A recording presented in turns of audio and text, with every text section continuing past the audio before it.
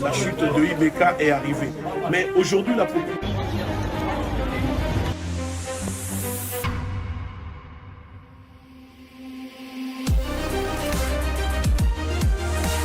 L'État français est un État, nous sommes là, on fait des grands, parce qu'on joue.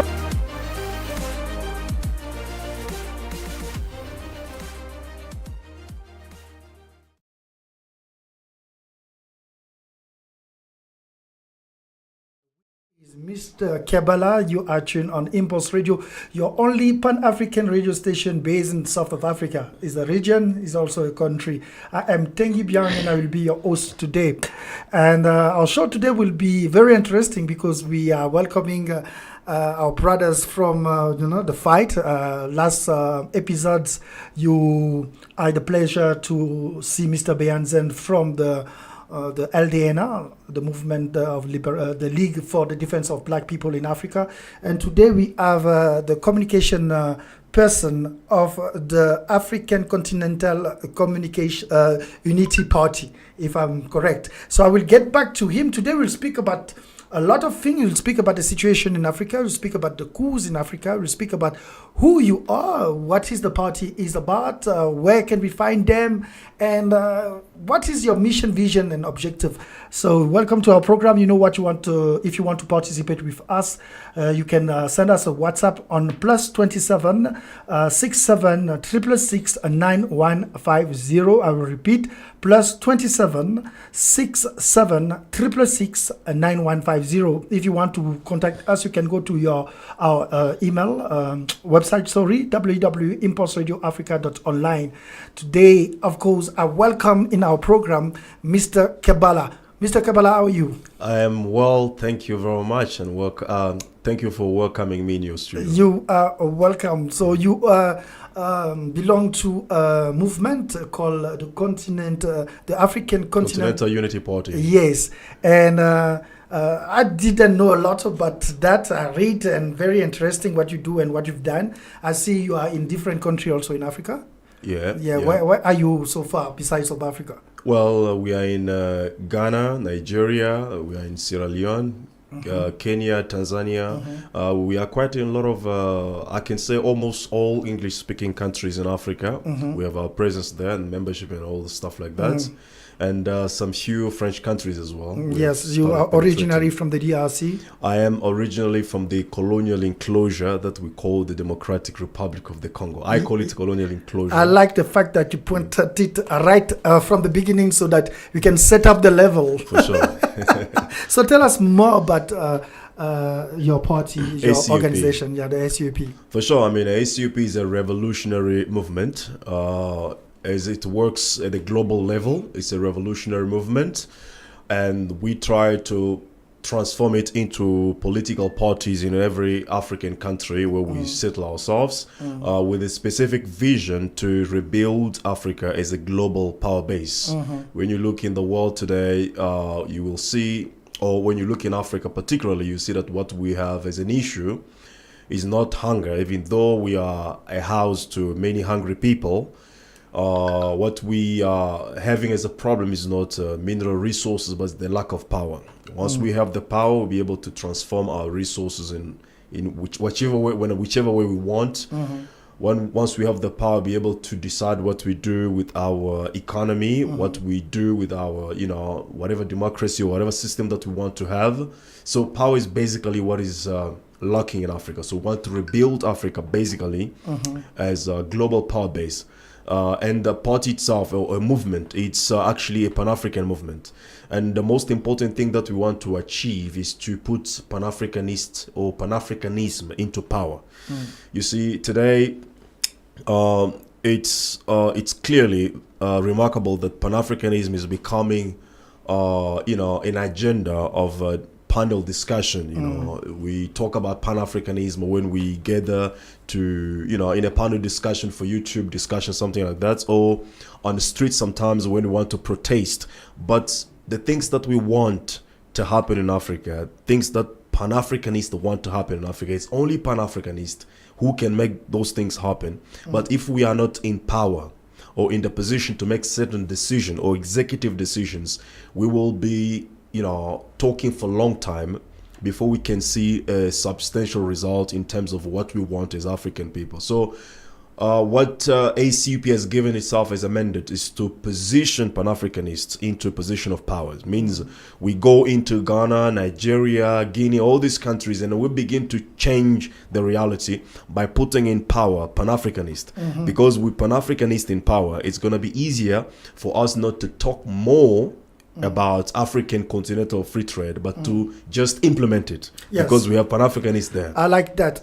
We had the pleasure weeks ago to sit with a wonderful woman from the ANC, and I believe that she stipulated something about the recommitment of ANC to extend the African National Congress through Africa. And we saw last week, I think, the delegation from Sudan meeting, the ANC Sudan meeting the South Africa ANC.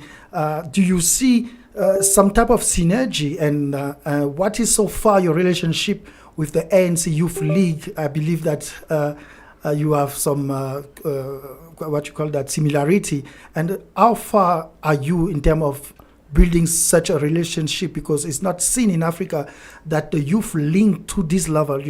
We always wait to meet at the African Union level where we don't even know our past. What is your level of coalition or démarche so far? Well, I think I just want to point out something very important that you have mentioned. It looks like the struggle today has been intellectualized mostly. That means the struggle is more of just a certain class of people, and the rest of the people or the masses of Africa seem kind of remote to the true struggle, and they don't feel themselves related to the struggle. So I think that's a big problem. So we need to bring the fight or the struggle to the masses, to the ground level, where we have to relate to our people so that they can feel, part of the struggle. So that being said, what has been our commitment now to link with other people? I mean, we are very open. We have many organizations that we have come to link up with. We appreciate what is being done by the EFF, what is being done by the INC, because INC itself, it was started by Africa. It's not a South African that's what I'm party. saying. It's African National Congress. Exactly. So yeah. it's quite interesting to see that it's now exclusively for South Africans, whilst it was supposed to be an African, organization. So if there's any effort to extend INC beyond South Africa, it's something that we'll salute, something that we'll eventually embrace. In fact, I have been recently in discussion with this lady. She's a member of ANC as well. She brought up that topic. Yeah, is the same way that you've just brought up. So she was talking about getting some people in contact, such as Zuma and all those kind of things, to create a kind of platform to see how we can now ACUP and INC to ACP to carry the message of INC and to bring it in the rest of the countries. Yeah. Well, we're still waiting on them to see to make it happen. Sitting from Impulse Radio, you have the opportunity to speak with different movements, and we have a movement to speak about the consumer system. Will you say that a movement like yours will detach himself from the consumer system to allow, I quote you, the masses to be more involved with the fight? Because like you say, you point it rightfully and say that it seems to be like a classes fight where a group of elite brainwashed by the Occident will still keep the power. And with such movement like yours, we can see this Steve Biko logic of self-realization, consciousness. So will you say that we are in a good track, or do you say that it's time for the consumer system to admit defeat and let the masses also be part of the journey? Well, I mean, literally speaking, it is time for revolution. And when we talk about revolution, we talk about change of system, change of values, So one of those values is, eventually consumerism, So, I mean, that looks like it's the only function that has been given to the African masses to consume whatever that is produced up there. But they don't want to allow the African masses to be the ones who also have the inputs in the decision-making process that eventually affects our lives. And that's one of the things that, as a global and Pan-African movement, we want to really to change in order to bring about a different reality where Africa is really Africa of all African people. Yes, as we spoke, like with organization like African Rising, for example, we have the agenda to stop the border, because I believe that so far we all have this concern of why is it so difficult for a young African to cross Africa and basically push such movement. What is your take on that as a movement? Well, definitely borders need to be dismantled. That's the reason why I started by telling you that I'm from the colonial enclosure. When you look, all these countries in Africa were created somewhere around 1885, not by Africans. There's no any single African leader who created, who participated in the creation of the so-called countries. They were all created at the Berlin Conference as the colonial enclosures that were given two mandates. One mandate was to be the providers of natural resources that were to build the Western world, and the second mandate that were given to these colonial enclosures was to become the consumers of the finished products produced in the West. I mean, this has been well stipulated or explained in a certain document that was called National Security Memorandum 68 in the U.S., authored by George. I think his name was George Kennan, if I'm not mistaken, one of the American thinkers. So these are the colonial enclosures. So we have to destroy these borders. But the first thing that I believe is the most important is to look at the psychological borders, because you can dismantle the physical borders today and tomorrow we'll have a civil war. You just have to look at its tendency in Africa, look in South Africa, look in Ghana, look in Nigeria. When you begin to express yourself with somebody, the first thing that they want to pay attention to is your accent, your English accent, your French accent, so that they can put you in a certain category to say, okay, this is from that tribe, this is from this tribe, and they will treat you according to what they believe you are, right?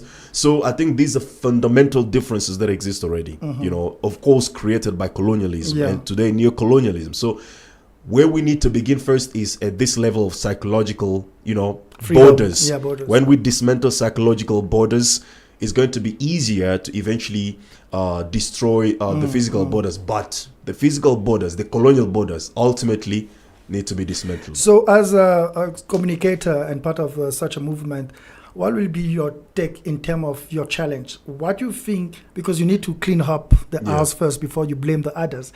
What do you think are your challenges in terms of bringing this generation of ours to get and achieve those goals? Well, the challenge that we have as a ACUP, or the African Continental Unity Party, is exactly the same challenges that Kwame Nkrumah faced, Thomas Sankara, Patrice Lumumba, even Marcus Garvey. They had to face the same challenge. And what it is that they had a vision of the world set at 100 years to come, while they had to deal with the people who are looking at today. What am I eating now? Survival. Exactly. What is my job? These foreigners are here to take my job. This is a mentality that we have in Africa. It's fixed on today, but people don't see 100 years to come. So when you have a vision that is set at 100 years and dealing with the people who are looking at today, eventually going to be in conflict. And that's number one conflict that we have today. So because the vision that we have is to rebuild. And when you talk about rebuilding Africa, you have to understand rebuilding means you have to destroy whatever that is there and start building from scratch. You need to lay the foundation. So that requires the patience, consistency, commitment, as well as discipline. And these are the fundamental things that are lacking in the African youth today, because when you look at our generation, we are a generation of fast food, a generation of internet. Our fathers in the 1900s, they had to, if I have to send you a letter, like we're communicating before I came here, I had to send you a letter. Eventually it has to travel, taking a couple of days, couple of months before it reached to you. So I had to be patient. I had to understand that the letter will come to you and I will wait for a response. It can take a couple of months. So that built a culture of patience in the people. If you want to cook the meal, you eventually have to do with organic meal. So when you look at our generation today, you are dealing with the people who are impatient. They want result today. They want things today.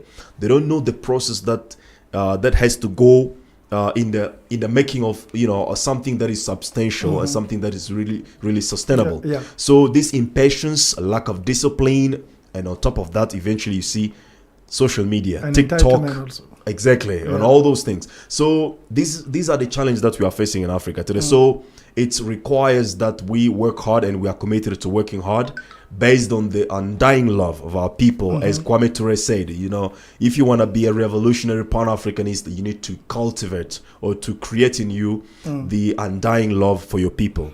So thank you for that. But we have also a question that many people ask. We see, in Africa, there's a tendency of every time repeating and redoing the thing in a different way. If everybody want to take title, I did it. And you see different movement in Africa. How do you explain today the difficulty for movement like KBCEBA and others like yours to join forces and have what we call like a forum, like, a yearly forum? I know we all have different agenda, but what stopped you so far, according to you, men of the ground, to stop those different movements to link up at least once the year and do a report about what your organization achieved, what there to have you call that a feuille de route, like a blueprint of where we are, what we want to achieve, and what so far we did? Well, what is stopping us from exactly doing that is the same thing that is stopping our African countries from coming together. So you've got the same problem that the old one. It's the same thing that it's trickling down, starting from the top and then eventually affecting all our social structures and our social organizations. So there's the same question: what is preventing? We know today almost every thinker will tell you that certainly unity of Africa is the key to all the solutions that we want today. And secondly, we know that there's no such problem as Congolese problem or Nigerian problem or Ghanaian problem. Really, there's only African problem. So what is really stopping our countries from coming together? For example, putting our military budget together. To build not a military for one particular colonial country, but for Africa. Because look, it's right now that Russia has actually boosted its military spending, but 2 years back, the military spending of Russia and of Africa were almost at the same level. In 2017, Africa, we spent collectively about 46 billion US dollars, and Russia was at 60 billion US dollars. But look at the power of Russia and look at the power of Africa. Yes, and that was leading to my next question. Your movement, what is your movement think about a nation like Russia who step out and say, you know what, enough is enough? Well, you see, it is an opportunity. That's what we're thinking. When you have a group of people who supposedly are part of your oppressors, right? Are part of, are on the side of your, or the side of your oppressors. If I have used to. No, let's call the dog the dog. Yes. Yeah, exactly. And when they begin fighting themselves, is an opportunity for you to think through how you can then stand up once this, they are done killing themselves, and then obviously eliminate all of them.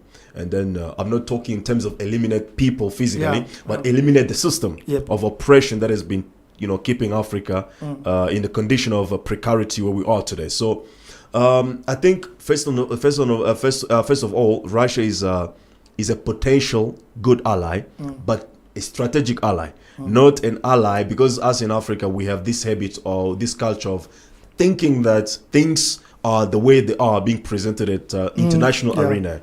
When we say we are going into alliance, we believe it is an alliance. We don't think that it's a strategic move maybe to dominate us. There's no alliance. There's no pure alliances, in the world. There's only manipulation and self-interest. Self-interest, perfectly. So we can struck some alliances with Russia strategically for maybe 5 years to come. Within those 5 years, we don't have to sit down to wait for Russia to give us some grains. Those 5 years, we take the opportunity to build ourselves so that whenever the 5 years those 5 years are exhausted. Africa's got nuclear power to defend and to protect herself.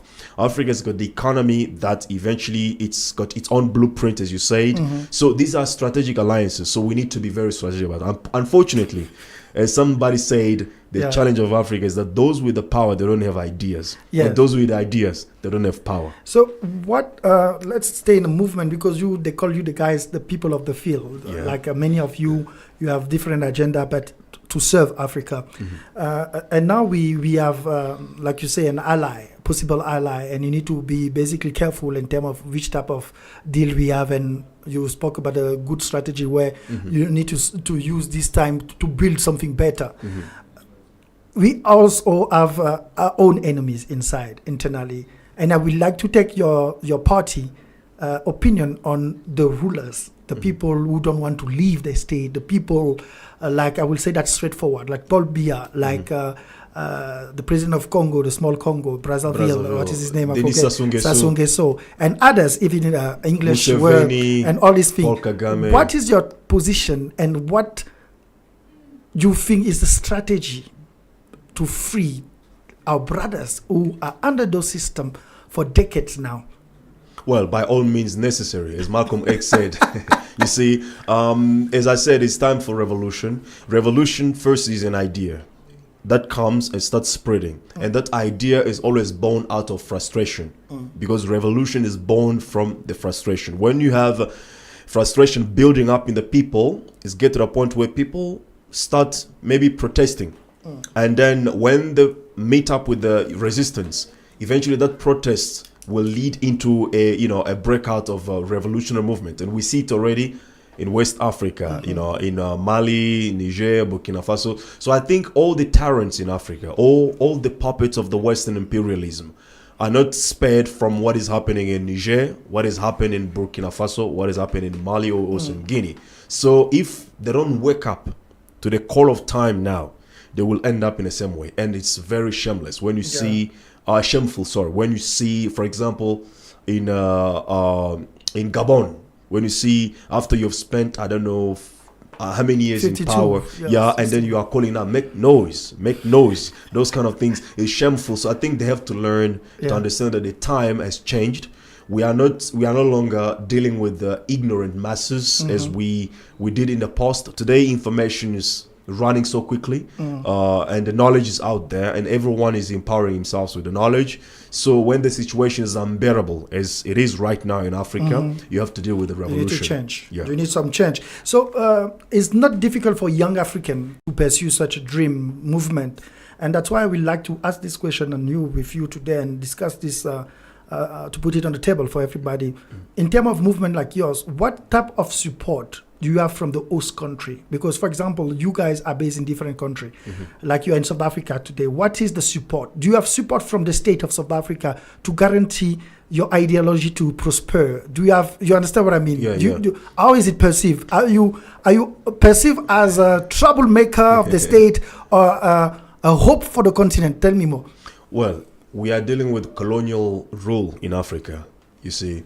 And the idea of Pan-Africanism is an idea that has been fought against by the Western imperialism. It's not for nothing that Kwame Nkrumah was isolated, was orchestrated, was eliminated politically, which led to his death. It's not for nothing that Lumumba, Sankara, all these people were killed. And when you look something common among them, it was that they were pushing for the idea of Pan-Africanism. So this is something that the Western doesn't want, because once you bring all these colonial enclosures together, you unite African people, we become unstoppable. Yeah, and but will you say that before the colonialists and others, will you say that internally we have basically guardian, like gatekeepers of those policies? Because I mean, you are a young African, definitely, and you are, for example, in South Africa. Why we don't have the support? Because you carry hope of the next generation. Do you feel like you have support, or you feel abandoned? It's like you have to, deal with everything. If they get arrested, there's no law protecting you, for example. Well, I mean, the law is there, maybe protecting you up to some some levels, but in terms of substantial support to the agenda of Like Pan-Africanism. a red passport, like, like a diplomatic passport. Yes. No, that's not something that maybe we can expect. Maybe that from like Assimi Goïta, those new Pan-African leaders who are taking charge of West African countries. We can maybe expect that kind of support from, because I saw recently there were Kemi Seba was received in Mali. Yes. Well, it's it's a good thing, because we support actually those leaders, and we don't support them individually. We support them, want them to unite, to build already a federal state from there. You know, Burkina Faso, Mali, Niger, even Guinea as well. Yeah. To come up and to say, you know what, we abandon our whatever sovereignty or colonial sovereignty, let us just build a federal state as we are right now, and all of them and all the rest will join. That's what we want. That's what we want. It doesn't matter who does it, but what we want is to be able to hand over Africa to the next generation. Africa that is able to cater for itself, not in Africa that's where you have, as I told you right now, Russia and Africa almost the same military budget, but when Putin calls, all the Negroes in Africa go and gather to Russia too. So this tells you really that we are disorganized. Yes. Before you go to a break, last question will be in terms of the difficulty and challenge, because we have a lot of young. We have more than 75 or 85% of youth in Africa. Yeah. Will you say that movement like yours also face young who are still lost or stuck in those caves? 100%, yes. We are facing, we are dealing with a lot of ignorant people. Ignorance that is mostly based on the mass media, or I should say the mainstream propaganda. Also sometimes fueled by religious belief. Because once you believe that you have no purpose on earth, your only purpose or your only hope is in heaven, eventually there's nothing that we can tell you that makes sense to you. You need to understand that you have been created with a purpose on this earth. But there's something that religion cannot teach people. So unfortunately, we're dealing with a lot of problems, mostly not willingly, but problems that are related to the ignorance of the people. That's why the first thing that we need to do, one of the first things that we need to do, is to also begin teaching our people, because the same way that the West is trying to create a narrative or an atmosphere of ignorance, we also need to build up on the opposite side, to teach our people, to help them unlearn all this filth of Western imperialism and begin to learn the true values of Africa. So thank you for that. That was the first segment, just dedicated to basically give a situation about your party and movement, so that our listeners now know what you think and what you stand for. When we come back, we will basically carry on also in terms of the coup, take your view on that, and take the support and your ideology behind, and see what is your plan for those new state. We're seeing you after the break, and stay tuned. Ready to Impulse Radio. It's Americana le Africa.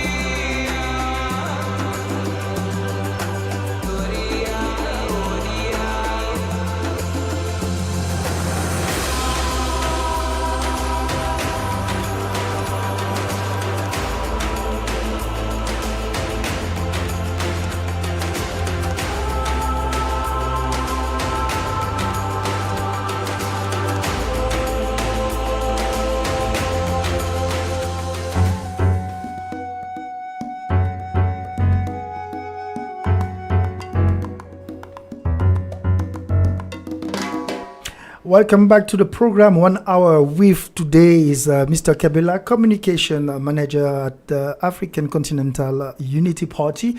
We say ACUP. ACUP. Yeah, hiccup. ACUP is not the same thing. Hiccup. Yeah. So it's a pleasure to have you, and thank you for your time again. I appreciate it. You give us a bit of the essence of your organization in the first minutes, and now we will like to go deeper, because I know that you are basically supporting a lot of change in Africa, and some of those change will be the recent change in Africa, West Africa, in the Sahel region, where we saw different sovereign states take responsibility of their destiny and not let the oligarch take over and tell them what to do. Yeah. They speak about Burkina Faso, like you say, Niger, Mali, and others. So we would like to find out what do you think about the coup, first of all, in those regions, and what strategy does it propose, that you guys propose to ensure political stability and democratic governance across the continent? Well, I think first of all, the coup is the right thing, because I'm saying it's the right thing because it's being saluted by the majority of the African brothers and sisters in those countries. You see every day people marching in Mali, for example, or in Niger in support of the leaders, right? Because it is time that the Western imperialism in those countries, mostly French imperialism, need to come to an end. So if it doesn't come to an end by the Western democratic means, then it has to come to an end by a coup d'etat, right? And is not something new. Western imperialism sponsored coup d'etat in Africa for many occasions when a leader was not compliant with the Western expectation, right? So I think it is the same method that we as African masses need to go through in order to bring about the change that we want by all means necessary. When we must understand this in Africa, we have a situation whereby every time a leader comes to power in Africa, is facing the Western powers, and with all their intimidation and stuff like that. And in the minds of this leader, you're already being told that here, where you are supposed to do A, B, C, D in terms of you meeting our expectation as Western society. So it means you need to take your wealth, your resources, and then send it to the Western societies, and you don't have to look after your people. So this has been the style in Africa, so that we have leaders who come to power, stay there for decades, and they only look after the interests of the Western imperialism. They look after the IMF or the World Bank and the Western multinational societies, multinational corporations, at the expenses of African people who are supposed to be the primary beneficiaries of African resources. So how do we change this situation?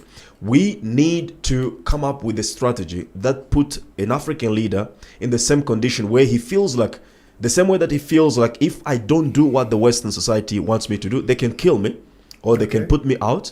We must create the same atmosphere whereby a leader must feel like, if I don't meet the expectation of the African population, they can kill me. You know, they can kill me, they can overthrow me, they can I'm facing a danger. So you're not in control, basically. Exactly. Yeah. So because that's what we feel, that's the atmosphere now. When you have a president who comes in power, for example, in the Congo, already thinking, what can I do for the West? Because if I don't do, I will be killed, right? So if we don't do that, we'll continue to see what we are seeing in Africa today. So I think what is happening in Africa now, in those few countries that have started standing up for their rights, is to create an atmosphere that would tell these puppet leaders that, okay, the same way that you want to look after the interest of the Western society, make sure that you look after the interests of your people. So that will create a kind of a balanced view on these leaders. And I think is the right thing is happening right now. And because we are in the country of human rights, I would like to ask you, in such movement like yours, what will be the place of a woman? Women have a fundamental place in the struggle. If you leave women behind, you are not doing struggle. Because remember, women are the teachers of a society, right? You know, what they say in Africa is that if you teach one man, you actually teaching one person. But if you teach a woman, you are teaching the whole nation or the whole village. So we cannot leave the female energy behind, right? They have a central role to play, and an important role as well to play in the struggle for African liberation and African emancipation. And when we see with the current trend in the world today, you may almost say that the future of the world belongs to women. Yes, and you know why I'm asking that? Because we're speaking about the Sahel, what is majority Muslim. Yeah. And we know the place of women in the Muslim world. So our movement like yours will restore this ideology and change the approach of those leaders to exactly apply what you just say, because we know that there is no next generation without our queens. Well, it is because that's part of Africa is mostly male dominated because of Islam. Understand? That's the ideology of Islam, and I'm not trying to sanctify Christianity. They've also have the biased, up and down, biasness against women just as much as Muslim. But I think Arabs, I don't want to say Islam, I respect religion, but I'll say Arabs take that biasness against women to another level, right? So, but in any way, things are changing. You see countries that didn't allow women, like Saudi Arabia, for example, to drive. We have women who are driving today in Saudi Arabia. It is changing, but I don't want myself to be also an advocate of Western way of looking at the world, right? I don't want to say that, I don't want to be that to say that, okay, what is happening in Saudi Arabia now shall it be applied to Africa? So no, I look at the world through what I called cultural relativism perspective. Exactly. It means must respect every people with their customs, with their traditions. If women are happy to be not driving, majority of them are happy, then let's respect it, right? But we need to be able to also stand when we see abuse. We see violation to human rights. We see all these things that we cannot tolerate ourselves. We need to be able to defend that. So now to come exactly to the question of what is the way forward with these African countries. First of all, these people are African people. Right, these people have taken leadership of those countries, African people. Pure African, exactly, and they know that African woman has an important role to play in African society. Exactly. In matter of fact, when you trace back, when you started people like Sheikh Anta Diop and all those people, you see that Africa was at some point, the majority of people in Africa were matrilineal, instead of what we have today, patrilineal, which is an inheritance of the Western society or civilization. So I think these people are Pan-Africanist. They know that women have an important role to play, and we believe that they will give a place to women. But I didn't answer your second question as to what can we do to what can they do eventually to make sure that the change that is coming now is sustainable. I think, as I said earlier on the first phase, is to come together, because if they don't face war, because as we're speaking right now, there was a tendency to wage war against Niger. If it's not war that can destroy this country or that can destroy this revolution, it will be sanctions. We must understand sanctions are also kind of a war, because sanctions will hurt the people, the common people, who in turn will now revolt against their leaders and accuse them that you have brought suffering on our lives. So in order to avoid the war, the sanction war against these people, they must come together. Yes, but we also see in those countries, especially in Burkina Faso, the acceptance of the population to move with the state this period, whatever is hard or soft, they are willing to sacrifice. The question will be, how many, according to your presence in Africa, how many people or population of African population are willing to follow the step? Because you spoke about that at the beginning. You say most of the African want things to be done now. There's a generation of entitlement, a generation of quick reward. So how do your organization work around that to make sure that one leader like the one that we see to Sami Koita and others emerge, they have the support also of the people? Well, I will tell you, my king, that already the majority of African people are expecting an opportunity like that to happen in their respective country. When you talk like when you look, for example, in Uganda, Museveni is not loved by the majority of people, except his circus. People are eating from his pocket, right? So if you have a situation whereby tomorrow Museveni is out, you will see that the people have been expecting exactly that. So I think people are actually in the look for that kind of change, right? This simply because we are fed up with all these miseries that we can get rid of in 1 or 2 years if we really get proper organization and proper leadership in Africa. Okay, so moving forward, we see a lot of, you spoke about sanction and possibility of destabilization of the countries. What will be your organization role to support them to pass this period? Well, we are supporting we're supporting Niger, Mali, Burkina Faso, all these countries in many ways. But as for immediately, what we can do is to really bring our voice, together with all those who have also spoken, to show our support toward these countries and to show our dislike of what certain countries in West Africa are trying to do to destabilize these countries. No African person should impose sanctions on another African person, especially when those sanctions are inspired by France or by America. This is almost like doing the very same thing that used to happen during the plantation in slavery, where you have two types of Negroes. You have a house Negro and a field Negro. A house Negro, because of his proximity with the slave master, he begins to believe that he's part of the slave master. And then he begins to distance himself from the rest of the Negroes who are working in the field.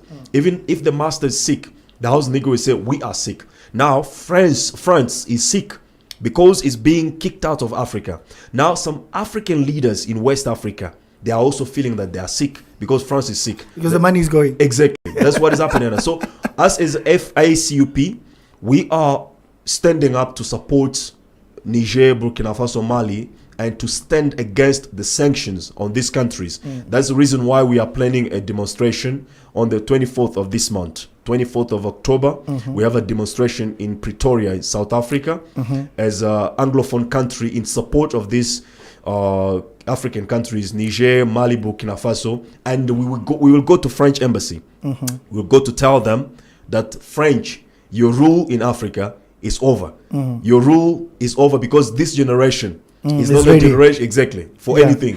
So we'll talk and elaborate more before you finish the show about this, because we would like to know who will be the actor, if you are alone or if you have some coalition. But let's speak democracy. What is your take on democracy, and what will be the take of your organization in protecting democracy as you see it? We don't protect democracy. That's why I say as you see it. That's why my first question was, how do you take democracy?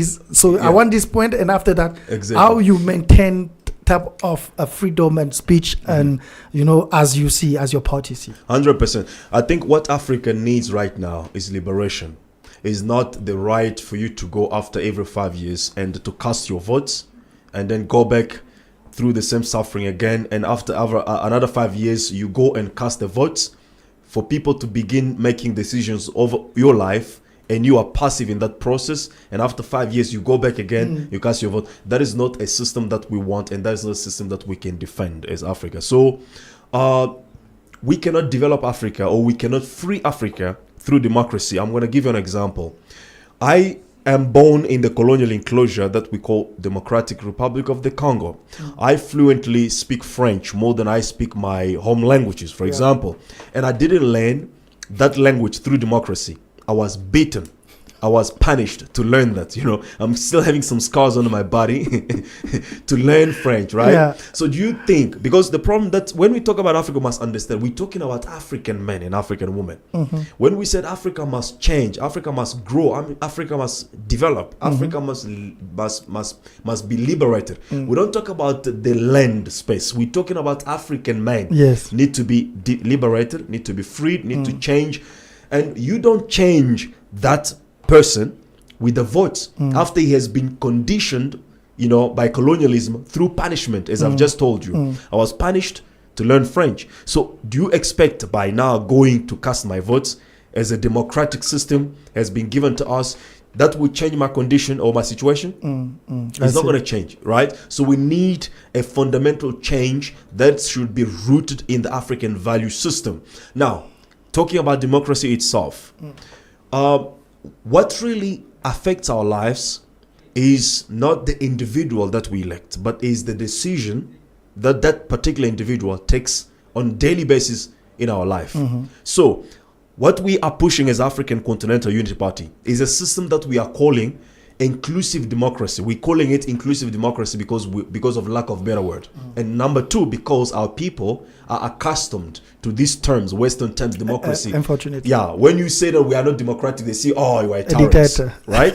So we're calling it inclusive democracy. So bottom line is that every time the parliament is studying a policy, whatever the policy or law, whatever they're debating there, it's fine, let them debate. But before that policy get to be amended by the president so that it becomes effective in our life, it must be submitted to the rule of the people. Of the people. Referendum. Like a referendum, exactly. Any law, whether it comes to the what you call in France, in French, passation de marché. Yeah. You want to give a mining concession to a Another foreign country.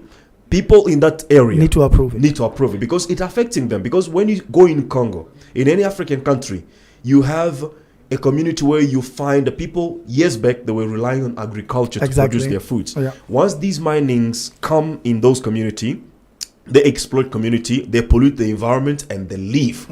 You know, they leave after they've taken all the resources out of the community. They leave. What they leave in the community is the holes, pollution, environmental degradation. Now people, since they have been disrupted from living through agricultural means, they cannot even go back there because the land itself is not even arable. It's not fertile. Yeah. So these create a lot of condition of misery and precarity in Africa. So we want the people to assess those decisions, to think about those decisions before that mining is given to that particular company. Let's consult. Exactly. People must say, if people feel like, okay, we will having benefit out of this thing, people can say now, yes. Yes. And if people say no, it must be a no. So that's the true democracy. That's what you we want are to pushing go. within African Continental Unity Party. Thank you. So before we go back to your event, what you're gonna do for on support of those free country, the new free, the true free country? Let's speak about what is your take? Do you still believe your organization on collaboration with international organization and others?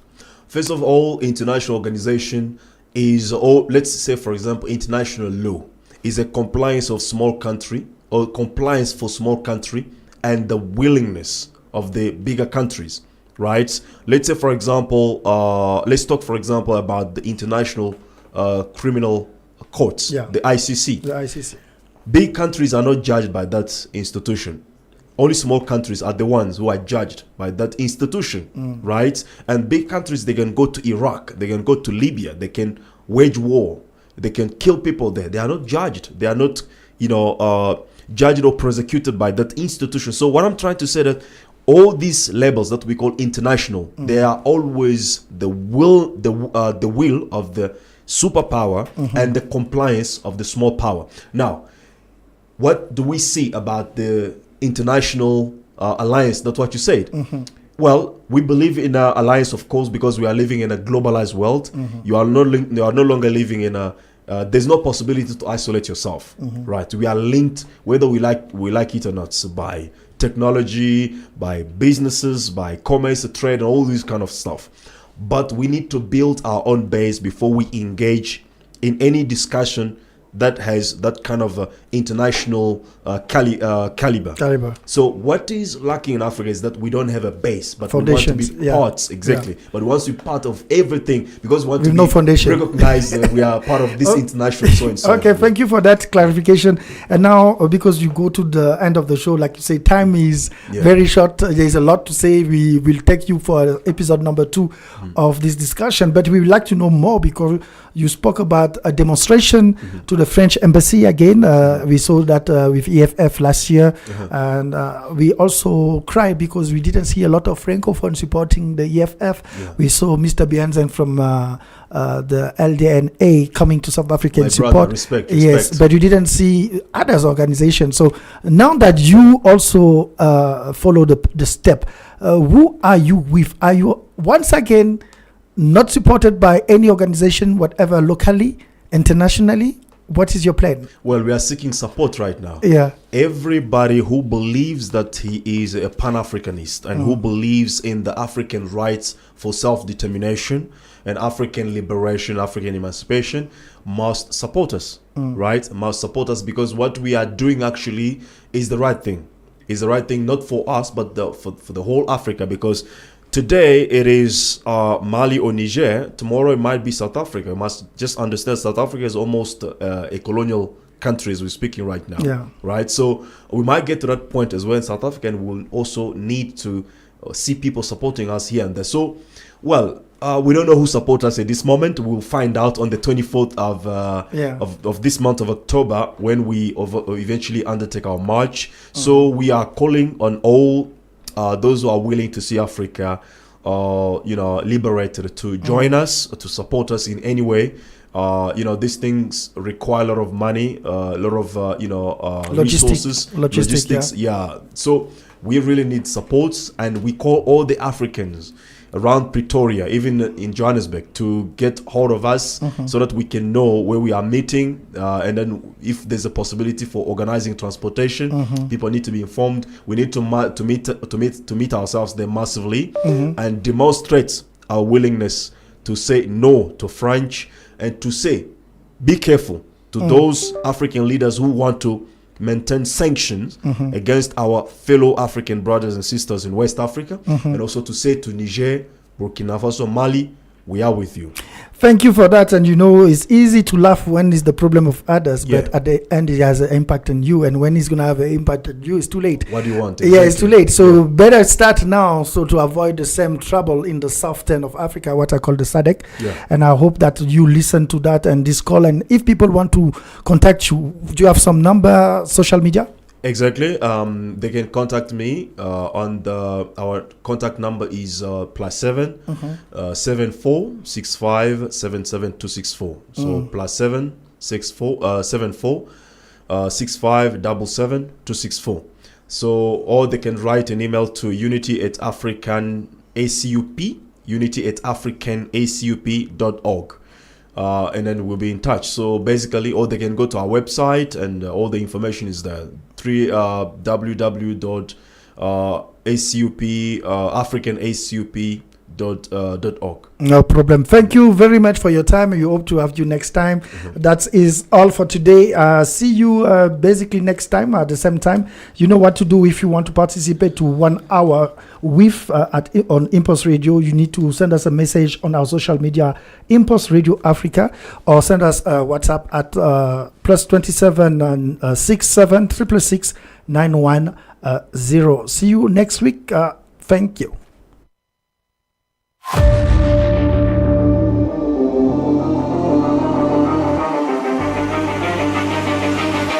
Vivre sur ces terres, parce que comme j'ai l'habitude de le dire que je regardais, parce que vous savez, je réside en France. Vous le savez, figure, nous sommes devant l'ambassade de France.